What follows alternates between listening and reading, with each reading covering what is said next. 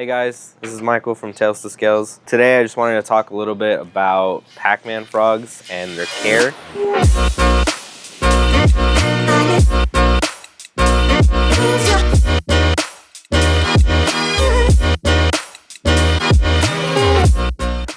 I've noticed a lot of people kind of have a hard time with them sometimes. I used to myself also.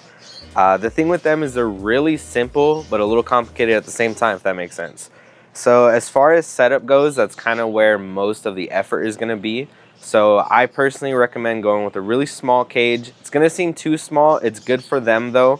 So usually I'll do like a 3 or a 5 gallon tank. This one right here happens to be a 5.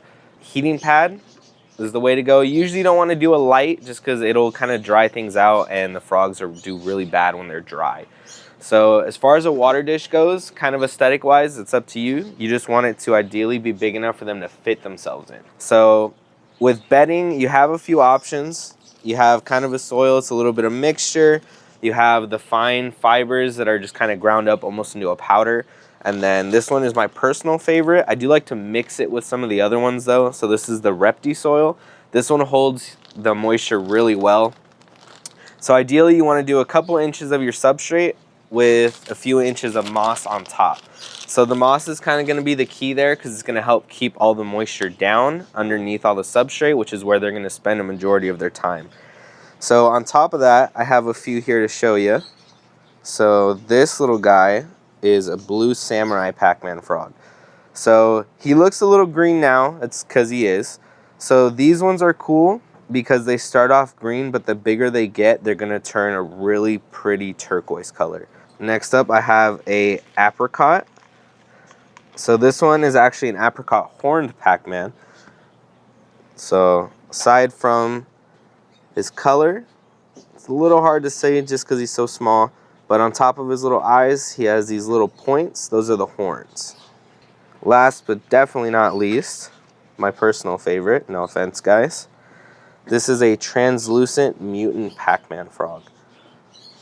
So he definitely looks interesting, but there's a neat little trick that I'll show you right now. If you get a light, and you can keep a hand on him, you put him right over the light, and look at that. Since they're so translucent, any kind of light shining through them, you can just see everything that they have going on in there. So as long as you're in a private area, I'm sure there's no issues with that. So aside from our variety of Pac-Mans, we carry everything you need for them. They're a fairly easy pet. Depending on what you feed them, you can feed them bugs. They'll eat baby mice. Also, a lot of people don't like to hear that one, but that's what I personally recommend. That's what I think they do the best on. So they're going to be eating anywhere from a few times a week if you're on bugs, or even once a week if you're doing a higher protein, kind of like the mice. So that's about it. If you have any other questions, feel free to stop in. We're always glad to answer them for you.